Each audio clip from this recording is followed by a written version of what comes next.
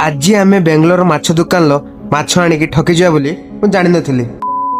तो हेलो सांग मैंने आज आम कंपाल प्लान करते कि जाइए आज माछ नहीं आवा। आज गुरुबार कारण काली चिकेन है आज माछ भी हम कारण आम 3 दिन पड़ेगा ना नुआ वर्ष से आम मार्केट जालु रास्तार देखला बेले एपट साइड जे दुकान भिड़ हो न कि मद दुकान सब भिड़। तापर मुझे कही जाए कि माछ आनिबा बोले तो किसी भल माछ मिलेनी कहला चाल पुणा नहीं आइबा कारण काली भी मुंडर एने घाटे भी हम एमती कही आम रास्तार जाऊला बेले गोटे कारटा आसिकी सैड्र काटिक नेला जाओ ठाकुर देहर आमर किसी है।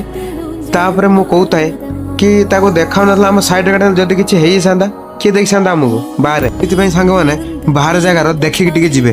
तापर आम फास्ट आसी पहुँचेले औषध दुकान कारण ताको थंडा है सी औषध नेला। तापर सी आमको औषध दे सारापर कहला सी सका गोटे दीपर गोटे रात गोटे खाइब तो खाई सारापर तापर आम औषध नहीं पलि आसले माछ दुकान आसी देखला बेलू माछ किसी भल पड़ना किस करिया कहला जहाँ गोटे नहीं आसचे मैंने गोटे नहीं जापर मुझे एपट देखला बरफ सब माछर दिखाई जहाँ आम गोटे भल माछ बाछिकी दिन आसते कहूँ ओडार को माछ ना।